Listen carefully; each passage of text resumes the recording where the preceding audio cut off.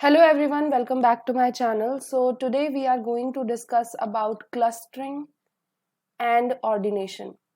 तो आप में से ही एक का ये टॉपिक था, उन्होंने मुझे बोला था क्लस्टरिंग एंड ऑर्डिनेशन क्या होता है ये बताने के लिए, बट कमेंट सेक्शन में क्योंकि इतना बड़ा टॉपिक समझाया नहीं जा सकता है तो इसीलिए मैंने इस पे एक कंप्लीट वीडियो बनाई है। तो क्लस्टरिंग एंड ऑर्डिनेशन में से सबसे पहले हम क्लस्टरिंग डिस्कस करने वाले हैं। तो क्लस्टरिंग क्या होता है? जैसे कि नाम से आपको पता चल रहा है, clustering is basically creating clusters. Clusters क्या होता है? ग्रुप्स बनाना। तो कुछ ऑर्गेनिजम्स को जिनकी प्रॉपर्टीज मैच करती है उन्हें क्लस्टर्स या ग्रुप्स की फॉर्म में अरेंज कर देते हैं, ग्रुप्स बना देते हैं। तो इसीलिए क्लस्टरिंग को क्लस्टर एनालिसिस भी बोला जाता है। तो आपने बहुत बार क्लस्टर एनालिसिस सुना होगा, ये टर्म सुनी होगी। इकोलॉजिस्ट्स इसका और ऑर्डिनेशन का काफी इस्तेमाल करते हैं। तो क्लस्टरिंग बेसिकली क्या है? Grouping objects in a way that the objects in the same group or cluster are more similar to each other as compared to other clusters. So if this is a cluster of some species, 5 species है मान लो यहाँ, तो 5 से ज्यादा बना दी है, तो जितनी भी है ये 6 स्पीशीज है यहाँ। तो एक क्लस्टर ये है और दूसरा क्लस्टर मान लो 3 स्पीशीज का है। तो ये दोनों क्लस्टर की जो स्पीशीज होंगी वो एक दूसरे से कैरेक्टर्स में काफी डिफर करती हैं, इसीलिए दोनों को हमने अलग अलग क्लस्टर्स या ग्रुप्स की फॉर्म में अरेंज कर दिया है। इसी को क्लस्टरिंग बोलते हैं। एंड बाद में इन क्लस्टर्स की इंडिपेंडेंटली स्टडी की जाती है कि उसके अंदर जो स्पीशीज है वो कितना सिमिलैरिटी शो कर रही है आपस में। तो मेनली फेनेटिक्स के जो टूल्स होते हैं फाइलोजेनेटिक एनालिसिस के, उन सबको यूज करके फाइलोग्राम, डेंड्रोग्राम या क्लेडोग्राम बनाया जाता है। अगर आपको फेनेटिक्स के बारे में डिटेल में पढ़ना है तो उसकी वीडियो मैं डिस्क्रिप्शन बॉक्स में दे दूंगी, वो पहले ही मैं वीडियो अपलोड कर चुकी हूँ। इसके अलावा क्लैडिस्टिक्स के बारे में भी एक और वीडियो अपलोड कर चुकी हूँ, उसी से रिलेटेड ये टॉपिक है। तो अगर हम देखें क्लस्टरिंग का कहाँ इस्तेमाल किया जाता है, तो क्लस्टरिंग का यूज करते हैं स्टैटिस्टिकल डेटा एनालिसिस के लिए। किसके लिए? Statistical data analysis. इसका मतलब क्या है? जो भी स्टैटिस्टिक्स से डेटा हमें मिलता है उसका इस्तेमाल करते हैं, उसका एनालिसिस करते हैं क्लस्टरिंग या ऑर्डिनेशन के थ्रू। ठीक है। अगर हम क्लस्टरिंग की एप्लीकेशंस की बात करें तो वो डिस्कस कर लेते हैं। इसकी एप्लीकेशंस कहाँ कहाँ है? तो एप्लीकेशंस ऑफ क्लस्टरिंग, क्योंकि एप्लीकेशन से ही आपको क्लियर होगा कि क्लस्टरिंग है क्या बेसिकली। तो एप्लीकेशंस ऑफ क्लस्टरिंग, तो इनका कहाँ कहाँ इस्तेमाल किया जाता है? सबसे पहले अगर हम देखें तो स्पेशियल टेम्पोरल कंपैरिजन।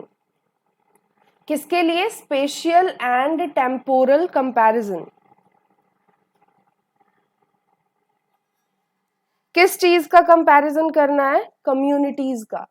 तो जो भी कम्युनिटीज हैं, डिफरेंट कम्युनिटीज हैं जिसके अंदर डिफरेंट पॉपुलेशंस होंगी, तो उनका स्पेस में वो कहाँ पे लाई करती हैं या टाइम के अकॉर्डिंग वो कहाँ पे लाई करती हैं, इसके अकॉर्डिंग ये कंपैरिजन हम इजीली कर सकते हैं क्लस्टरिंग के थ्रू।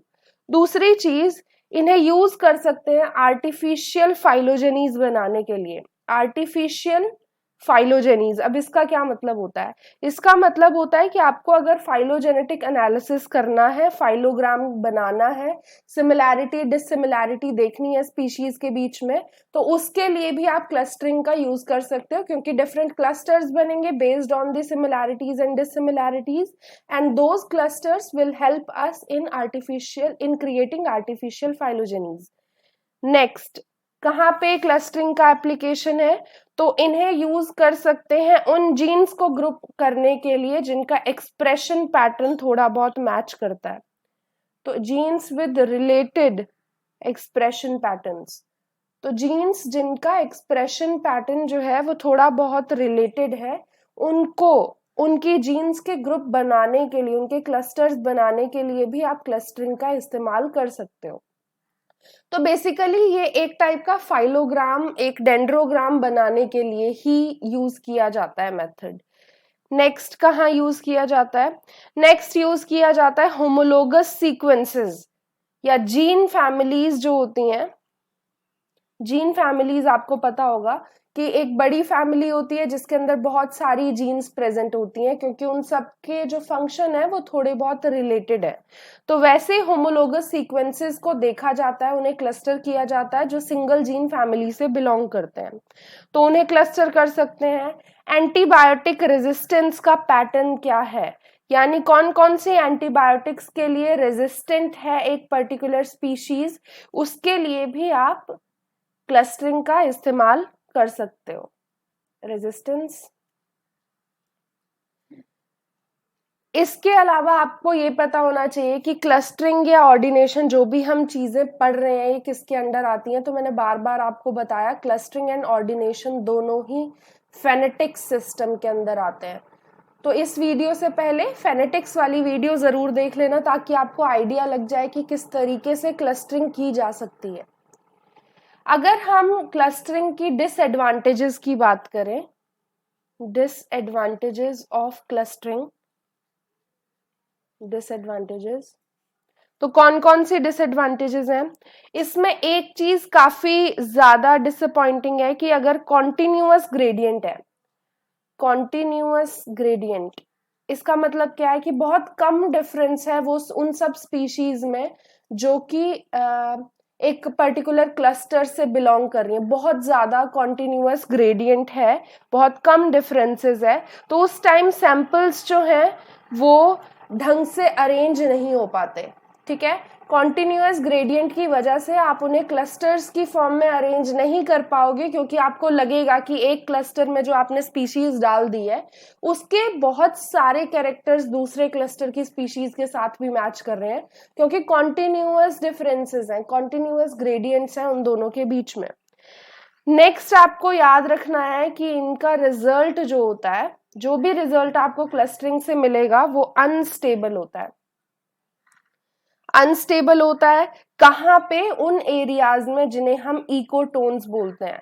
तो इकोटोन्स आपको पता होगा ट्रांजिशनल एरियाज होते हैं जहां पे इंटरमीडिएट स्पीशीज कंपोजिशन होती है। तो जैसे मान लो ये फॉरेस्ट वाला बायोम था, फॉरेस्ट वाला एरिया था, फॉरेस्ट कम्युनिटी थी, दूसरी साइड ग्रासलैंड कम्युनिटी है। तो आप क्या देखोगे कि इनका जो ट्रांजिशनल एरिया, ये वाला एरिया जिसे इकोटोन बोलते हैं, इस एरिया में जो इंटरमीडिएट स्पीशीज कंपोजिशन आ रही है, यानी कुछ ग्रासेस आ रही हैं, कुछ ट्रीज आ रही हैं, इन एरियाज का जो रिजल्ट आता है क्लस्टरिंग से वो काफी ज्यादा अनस्टेबल होता है। तो इन्हीं सब ड्रॉबैक्स को ठीक करने के लिए ऑर्डिनेशन का इस्तेमाल किया जाता है। तो ऑर्डिनेशन के बारे में डिस्कस करते हैं। ऑर्डिनेशन, अब ऑर्डिनेशन जो होता है इसके लिए एक और टर्म यूज की जाती है जिसे बोला जाता है ग्रेडियंट एनालिसिस। Gradient analysis. तो यहां क्या करते हैं, एक चीज याद रखना, ऑर्डिनेशन विदाउट क्लस्टरिंग के नहीं हो सकता है। तो दोनों चीजें जो है वो कॉम्प्लीमेंट्री हैं। तो it is complementary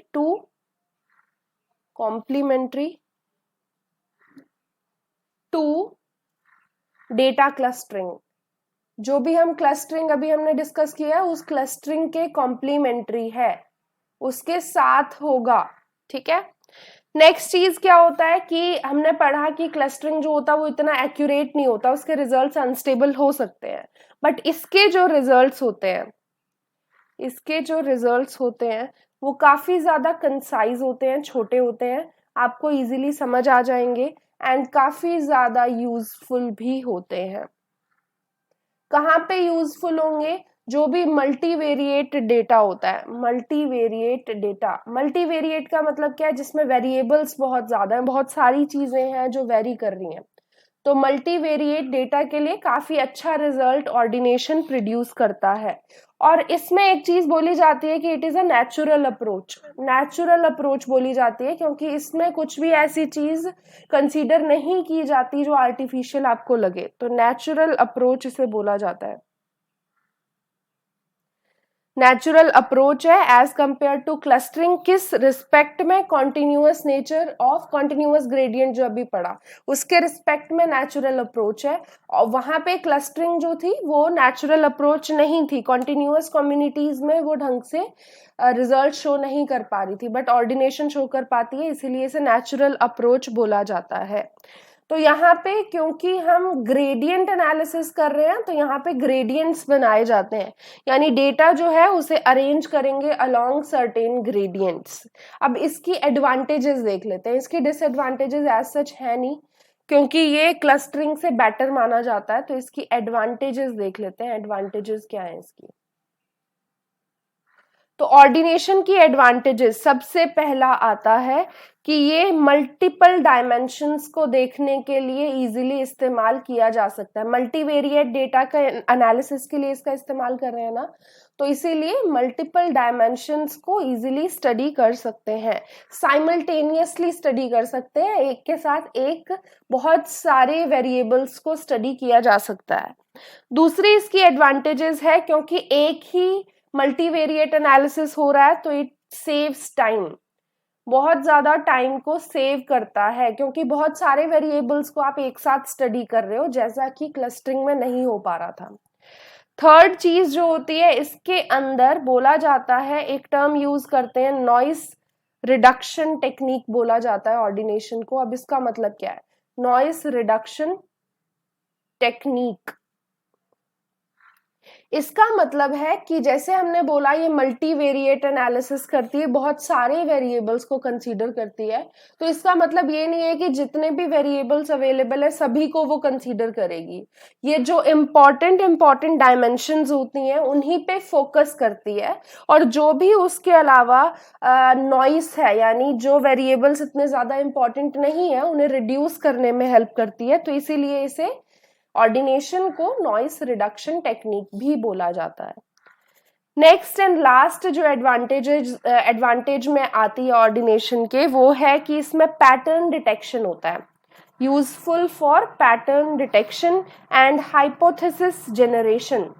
pattern detection and hypothesis generation, तो हाइपोथेसिस जो है वो इजीली इसमें जनरेट कर सकते हो आप, जैसे कि हम इवोल्यूशनरी स्टडीज में करते हैं। हाइपोथेसिस, नल हाइपोथेसिस आपको पता होगा, तो वैसी हाइपोथेसिस अगर आप जनरेट करना चाहें तो इजीली ऑर्डिनेशन का इस्तेमाल कर सकते हो। किसी भी टाइप का पैटर्न है जो आपको स्पीशीज के बीच में दिख रहा है उसे भी इजीली डिटेक्ट कर सकते हो। आई होप कि आपको ऑर्डिनेशन एंड क्लस्टरिंग समझ आ गया हो। आगे आने वाली वीडियोज में हम रेडियो एक्टिविटी वगैरह के बारे में डिस्कस करेंगे, तो स्टे ट्यून्ड। Good bye.